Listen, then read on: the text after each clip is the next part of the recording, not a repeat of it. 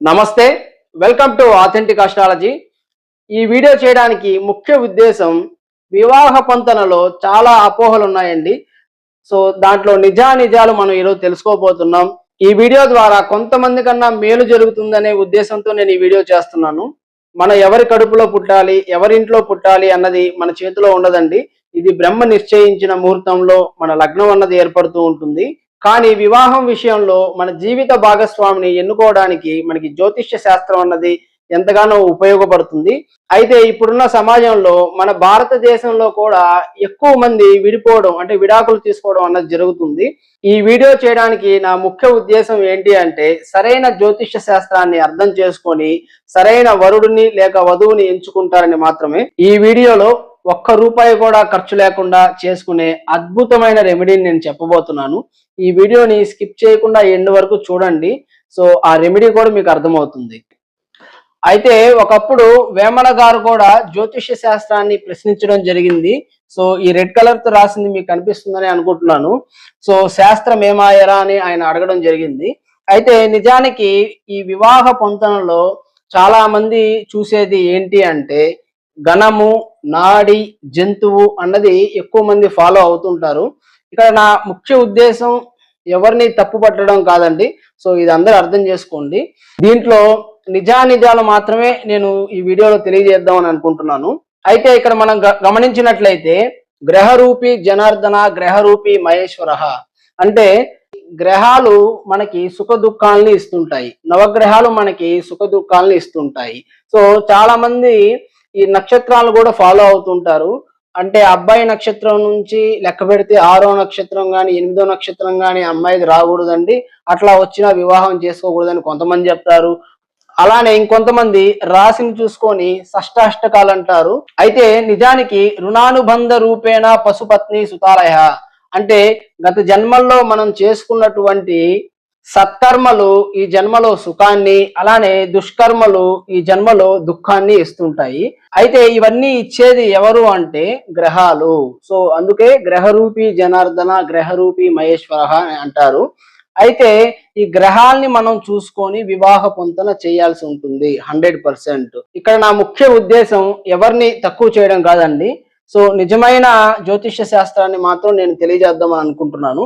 అయితే ఇక్కడ గ్రహాలను ఆధారంగానే మనం వివాహ పొంతన అనేది చూసుకోవాలి. సో కుజదోషం కూడా, సో కుజదోషంలో కూడా ఉండే అపోహలు ఏంటి అంటే సో కుజదోషం ఉన్నవారికి కుజదోషం ఉన్నవారినే చెయ్యాలి అని చెప్తుంటారు.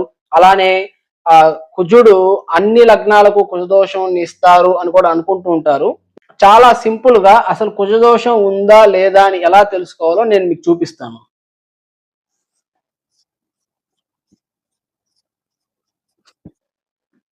ఇక్కడ మనం సహజ భావ చక్రంలో మేష లగ్నం తీసుకుందాం. సో ఇక్కడ కుజదోషం అన్నది ఎవరికి వర్తిస్తుంది అంటే కుజుడు పాపిగా ఉన్న లగ్నాలకు మాత్రమే కుజదోషం అన్నది వర్తిస్తుంది. అంటే కుజుడు పాపిగా ఉన్న లగ్నాలు వృషభ లగ్నము, మిథున లగ్నము, కన్యా లగ్నము, తులా లగ్నము, మకర లగ్నము, కుంభ లగ్నము, ఈ 6 లగ్నాలకు మాత్రమే కుజదోషం అన్నది వర్తిస్తుంది. ఎందుకు అంటే ఈ 6 లగ్నాలకు కుజుడు పాపి కాబట్టి. మిగతా ఏ లగ్నానికి చూసుకున్నా కుజుడు అయితే లగ్నాధిపత లేదా పంచమాధిపత లేదా నవమాధిపతి అవుతారు కాబట్టి ఈ కుజదోషం అన్నది ఈ రిమైనింగ్ 6 లగ్నాలకు ఉండదు. ఫర్ ఎగ్జాంపుల్ మనం మేష లగ్నం చూసుకుంటే ఇక్కడ లగ్నాధిపతి అవుతున్నారు. అదే మనం కర్కాటక లగ్నం తీసుకుంటే పంచమాధిపతి అవుతున్నారు. అదే సింహ లగ్నం తీసుకుంటే నవమాధిపతి అవుతున్నారు.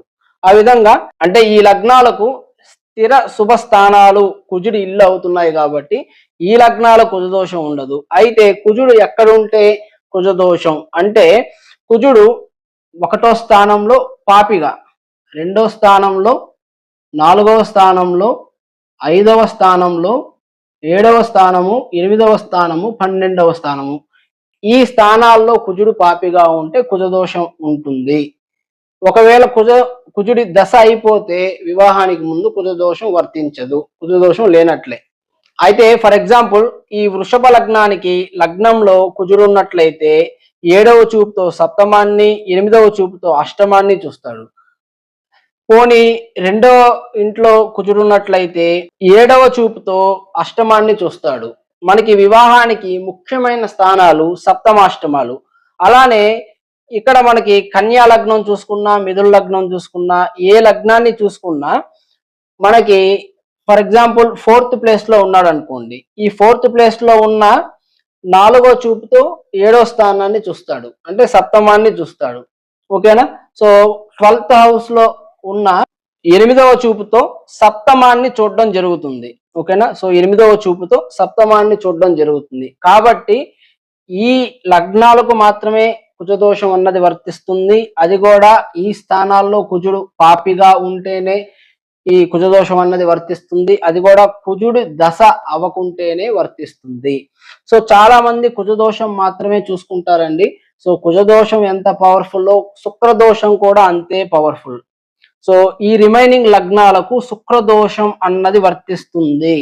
శుక్రుడు లగ్నంలో ఉన్న, ద్వితీయంలో ఉన్న, సప్తమంలో ఉన్న, అష్టమంలో ఉన్న కుజదోషం ఎంత ఈ ఇంపాక్ట్ అయితే చూపిస్తుందో శుక్రదోషం కూడా అంతే ఇంపాక్ట్ చూపిస్తుంది. ఎందుకు అంటే శుక్రుడు కానివ్వండి, కుజుడు కానివ్వండి, వీళ్ళిద్దరూ యవ్వన కారకులు. యవ్వనం అంటే 20 to 40 ఇయర్స్ మధ్యలో ఉన్న ఆ ఏజ్ ని యవ్వనం అని అంటారు. సో వీళ్ళు ముఖ్యంగా యవ్వన కారకులు కాబట్టి సప్తమాష్టమాల్లో కానివ్వండి, లగ్న ద్వితీయాల్లో ఏ పాపగ్రహం ఉన్నా వివాహంలో ఇబ్బందులు అయితే తప్పవు. కాకపోతే పర్టికులర్లీ వీళ్ళిద్దరు యవ్వన కారకులు కాబట్టి సో ఈ శుక్రదోషము లేదా కుజదోషాన్ని ఎక్కువగా మనం కన్సిడర్ చేయాల్సిన అవసరం ఉంటుంది. అయితే మనకి మ్యారేజెస్ అన్నవి విడిపోవడానికి గల కారణాలు అంటే సో ఏ ఒక దోషం ఉంది అని మనం వివాహపరంగా దోషం ఉంది అని ఎలా తెలుసుకోవాలి అంటే ఒక జాతకంలో సప్తమాష్టమాలు చెడుట. ఓకేనా? అంటే సప్తమంలో, అష్టమంలో పాపగ్రహాలు ఉన్నట్లయితే, దానితో పాటు సప్తమాధిపతి పాపులతో కలిసిన, పాపులు సప్తమాధిపతిని చూసిన, అంటే సప్తమాధిపతి ప్రతి లగ్నానికి పాపే అవుతారు. ఓకేనా? సో ప్రతి లగ్నానికి సప్తమాధిపతి అయితే ఎదురిల్లు కాబట్టి లగ్నానికి దేహస్థానము, దేహ దుర్బల స్థానము కాబట్టి ప్రతి లగ్నానికి సప్తమాధిపతి పాపే అవుతారు. అయితే ఎప్పుడైతే ఫర్ ఎగ్జాంపుల్ మనం మేష లగ్నమే చూసుకున్నా ఇక్కడ సప్తమాధిపతి శుక్రుడు, ఒకవేళ సప్తమాధిపతి సప్తమంలో ఉండి దానితో పాటు ఒకవేళ శని ఇక్కడ ఉన్నాడు అనుకోండి.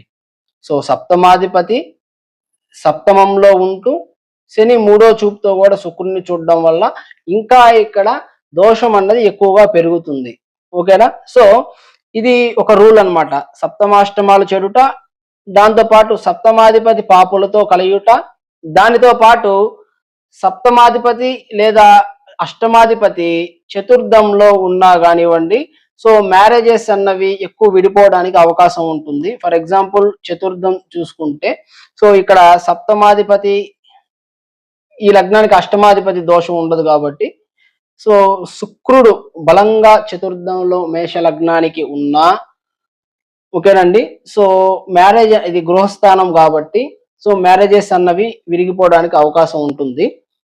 అలానే రాహు కేతువులు సప్తమాష్టమాల్లో కానివ్వండి, లగ్న ద్వితీయాల్లో కానివ్వండి ఉన్నా, అయితే ఒకవేళ గురుపాలిత జాతకం తీసుకుంటే కేతు దశ అయిన రాహువు లగ్న ద్వితీయంలో కానివ్వండి, సప్తమాష్టమాల్లో కానివ్వండి ఉన్నట్లయితే అది దోషం కింద తీసుకోవాలి. ఎందుకంటే ఎప్పుడైనా రాహుకేతువులు అందరికి తెలిసే ఉంటుంది, ఎదురెదురు ఇళ్లలో ఉంటారు. ఇద్దరి దశలు అవ్వకపోతే పెద్ద ఇబ్బంది ఏమి ఉండదు. కాకపోతే అందులో రాహు శుభుడైతే రాహు దశ అయిన కేతువు బలవంతుడు, కేతువు శుభుడైతే కేతు దశ అయిన రాహు బలవంతుడు. అంటే 2 స్థానాలని ఆ ఒక్క గ్రహమే పాలిస్తుంది. అట్లాగా రాహు కేతువులు కూడా లగ్న ద్వితీయ సప్తమాష్టమాల్లో ఉన్న అది దోషం కిందే మనం తీసుకుంటాము. రాహు కేతువులు అలానే ప్రత్యేకించి మగవారికైతే శుక్రుడు పాపులతో కలిసిన అది దోషంగా మనం తీసుకుంటాం. ఎందుకంటే శుక్రుడు కన్యాకారకుడు కాబట్టి ఒకవేళ శుక్రుడు పాపలతో కలిసిన అది దోషంగా తీసుకుంటాం. అయితే సప్తమాష్టమాలు రెండు చూసినప్పటికీ ఆడవారికి అష్టమం అన్నది చాలా ఇంపార్టెంట్ గా మనం తీసుకుంటాము. ఎందుకంటే అష్టమము మాంగళ్య స్థానం కాబట్టి. అయితే వివాహ పొంతనలో ఒక అమ్మాయికి ఒక అబ్బాయిని పొంతన చూసేటప్పుడు ముఖ్యంగా ఏం చూడాలి అంటే, సో సహజంగా అందరూ రూపం బాగుండాలి అనే చూసుకుంటారు. రూపము, తర్వాత పంచమము అంటే విద్యా వినయము,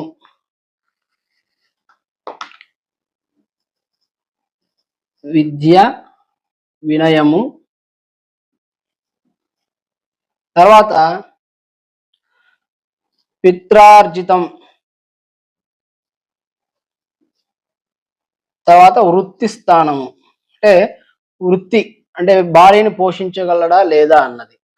అయితే ఇక్కడ రూపము చూడాలి అంటే లగ్నము, లగ్నాధిపతి, సో దేహశక్తి అంటే మంచి దేహశక్తి ఉందా లేదా, లేకుంటే చూడటానికి ఎలా ఉంటారు, ఓకేనా. సో దానికి మనం రూపం అన్నది చూడాలి. అలానే పంచమము,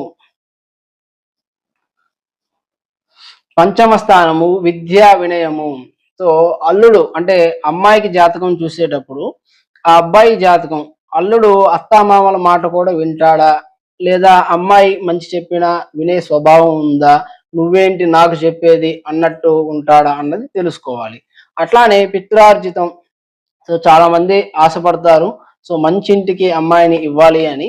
సో ఆయనకి వాళ్ళ పిత్రార్జితం వచ్చే అవకాశం ఉందా లేదా అన్నది కూడా చూసుకోవాలి. అలానే వృత్తి స్థానము, సో ఆయన భార్యని పోషించగలడా లేదా కండి. సో ఇది కూడా ఒక ఇంపార్టెంట్ స్థానము. సో ఈ 4 చూసి పొంతన చేసుకున్నట్లయితే మంచి ఫలితాలు తీసుకోవచ్చు. ఈ వీడియో చివరన సో దీనికున్న పరిహారాలు కూడా నేను చెప్తాను. అదే ఒక అబ్బాయికి ఒక అమ్మాయిని పొంతన చూసేటప్పుడు ముఖ్యంగా చూడవలసింది రూపము, అలానే విద్య వినయము, సంతానము. ఇక చాలా మంది చూస్తారు కాబట్టి నేను చెప్తున్నాను. సో పిత్రార్జితం కూడా చూస్తారు. అలానే ఈ రోజుల్లో అమ్మాయిలు కూడా జాబ్స్ చేస్తున్నారు. సో మంచిదే. సో కాబట్టి వృత్తి స్థానం కూడా చూసుకుంటారు కొంతమంది. వృత్తి స్థానం కూడా చూసుకుంటారు. అయితే రూపం కోసం మనం లగ్నము, లగ్నాధిపతి, అలానే ఇక్కడ ముఖ్యంగా అమ్మాయి జాతకంలో వివాహానికి చూడవలసింది పంచమము అంటే సంతాన స్థానము. సో అక్కడ ఏదైనా ఒకవేళ దోషాలు ఉన్నట్లయితే దానికి తగిన రెమెడీస్ చేసుకోవడానికి అవకాశం ఉంటుంది కాబట్టి సో సంతాన స్థానాన్ని కూడా ముందుగా చూసుకోవడం మంచిది. అలానే ఎక్కువ మంది చూసుకుంటారు కాబట్టి చెప్తున్నాను. పిత్రార్జితం కూడా, సో అమ్మాయికి కూడా వాళ్ళ నాన్నగారి నుంచి, వాళ్ళ పేరెంట్స్ నుంచి ఏదన్నా సపోర్ట్ ఉంటుందా అన్నది చూసుకుంటారు. అలానే వృత్తి స్థానం ఈ రోజుల్లో కొంతమంది అడుగుతున్నారు కాబట్టి చెప్తున్నాను. సో వృత్తి స్థానం కూడా చూసుకుంటారు. అయితే ఇక్కడ చాలా మందికి వచ్చే డౌట్స్ ఏంటి అంటే, అబ్బాయి జాతకంలో కానివ్వండి, అమ్మాయి జాతకంలో కానివ్వండి, కొన్ని స్థానాలు పాపులతో ఉన్నట్లయితే, అంటే ఫర్ ఎగ్జాంపుల్ అబ్బాయికి కానివ్వండి, అమ్మాయికి కానివ్వండి, 7th హౌస్ లో లేదా 8th హౌస్ లో పాపులు ఉన్నారనుకోండి. ఇక్కడ 7th హౌస్ అంటే స్పౌస్ సూచిస్తుంది. అంటే మ్యారేజ్ చేసుకునే పర్సన్, స్పౌస్, భార్య అయితే భర్త, భర్త అయితే భార్య గురించి సో ఇక్కడ మనం తెలుసుకోవచ్చు. అలానే అత్తగారి ఇల్లు ఎలా ఉంటుంది. అయితే ఇక్కడ 8వ స్థానం అన్నది వైవాహిక జీవితం ఎలా ఉంటుంది, సో మ్యారిటల్ లైఫ్ ని సూచిస్తుంది. సో దాంపత్యం అన్యోన్యంగా ఉంటుందా లేదా అన్నది సూచిస్తుంది. అయితే ఇక్కడ అమ్మాయి జాతకంలో కానివ్వండి, అబ్బాయి జాతకంలో కానివ్వండి, సప్తమం కానివ్వండి, అష్టమం కానివ్వండి, సో పాపులతో ఉన్నట్లయితే మరి ఎలా చేయాలి పరిహారం అన్న విషయానికి వస్తే, సో కాంప్లిమెంటరీ చార్ట్ తీసుకోవడం చాలా పెద్ద పరిహారం. ఫర్ ఎగ్జాంపుల్ కుజదోషం అంటే దానికి చాలా పరిహారాలు చేస్తూ ఉంటారు. సో అరటి చెట్టుతో వివాహం చేసి ఆ అరటి చెట్టును నరికేయడం ఇలాంటివి చేస్తూ ఉంటారు. లేదంటే కుజ శాంతి హోమాలు చేస్తూ ఉంటారు, రకరకాలుగా చేస్తూ ఉంటారు. సో అన్నిటికన్నా ది బెస్ట్ సొల్యూషన్ ఏంటి అంటే, ఎవరికైతే కుజుడు పాపిగా ఉన్నారో వారికి కుజుడు శుభుడిగా, ఒకవేళ మీకు కుదిరితే అదే స్థానంలో శుభుడిగా ఉన్న వారిని మ్యారేజ్ చేసినట్లయితే సో చాలా వరకు అక్కడ పరిహారం అన్నది జరిగిపోతుంది. అంటే ఫర్ ఎగ్జాంపుల్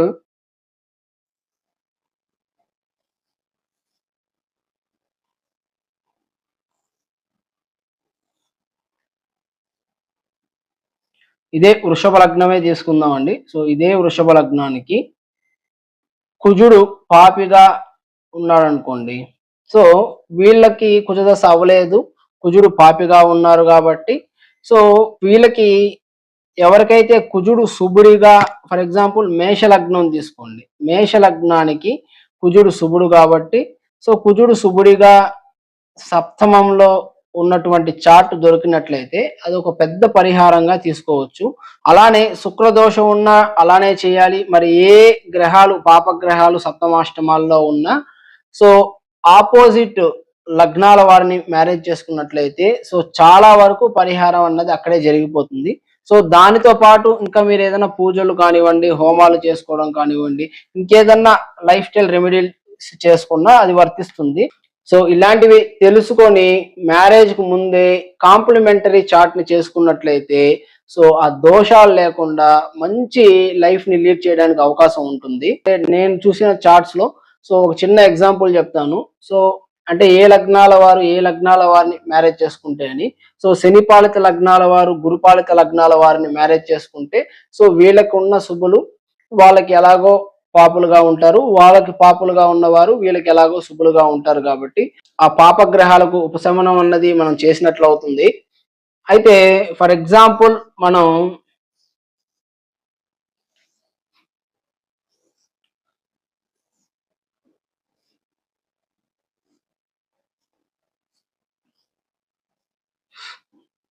మిథున లగ్నాన్ని తీసుకున్నట్లయితే ఈ లగ్నానికి సప్తమాధిపతి గురువు అవుతారు. అదే ధనుర్ లగ్నానికి తీసుకున్న సప్తమాధిపతి బుధుడు అవుతారు. అలానే కన్యా లగ్నానికి సప్తమాధిపతి తీసుకున్న గురువే అవుతారు. మీన లగ్నానికి సప్తమాధిపతి చూసుకున్న బుధుడే అవుతారు. ఓకేనండి. సో ఇట్లా ఆపోజిట్ ఒకవేళ మీకు మ్యాచెస్ దొరికినట్లయితే చేసుకున్నట్లయితే సో వీళ్ళకి ఎవరైతే శుభులుగా ఉంటారో వీళ్ళకి పాపులుగా ఉంటారు, వీళ్ళకి పాపులుగా ఉన్నవారు వీళ్ళకి ఒక శుభుడుగా ఉంటారు, ఒక చంద్రుడు తప్పించి.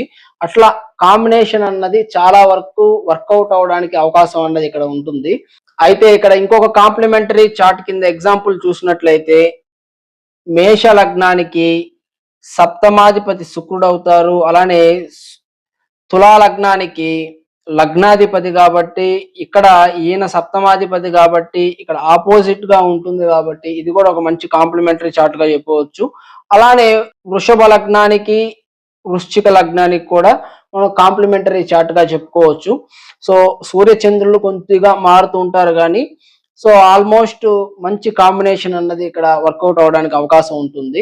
అలానే వివాహ పొంతనలో చాలా మంది గమనించింది ఏంటి అంటే ఆ దశలు ఉన్నాయా అయిపోయా అన్నది చూసుకోవాలి. సో ఆ పాపగ్రహ దశలు అయినట్లయితే మనకి ఇబ్బంది ఏమి ఉండదు. ఆ దశలు అవ్వకపోతే మాత్రమే మనం తగిన పరిహారాలు అన్నవి చేసుకోవాల్సిన అవసరం ఉంటుంది. అయితే ఇక్కడ చాలా మందికి వచ్చే డౌట్స్ ఏంటి అంటే సో ఫస్ట్ మ్యారేజ్ చేసుకుంటారు, సో కొన్ని కారణాల వల్ల విడిపోయి సెకండ్ మ్యారేజ్ చేసుకొని సో లైఫ్ అనేది చాలా అద్భుతంగా ఉంటూ ఉంటుంది. సో దానికి గల కారణాలు ఏంటి అంటే సో ఎప్పుడైతే ఈ ఫస్ట్ మ్యారేజ్ అప్పుడు ఆ దశ ఇంకా అయ్యి ఉండదు పాపగ్రహ దశ. సో ఆ పాపగ్రహ దశ అవడం వల్ల ఆ కట్టు అన్నది విడిపోయి సో లైఫ్ అన్నది చాలా అద్భుతంగా మారుతూ ఉంటుంది. ఇదండి ఈరోజు వీడియో. వివాహ పొంతనల గురించి మనం తెలుసుకున్నాం. మీ వ్యక్తిగత జాతకం గురించి తెలుసుకోవాలనుకున్నా, వివాహ పొంతనల గురించి తెలుసుకోవాలనుకున్నా, మరే ఇతర వైవాహిక జీవితంలోని సమస్యలకు పరిష్కారాలు తెలుసుకోవాలనుకున్నా ఇక్కడ స్క్రోల్ అవుతున్న నెంబర్స్ కి మీరు కాంటాక్ట్ చేయొచ్చు. Thank you so much for watching this video.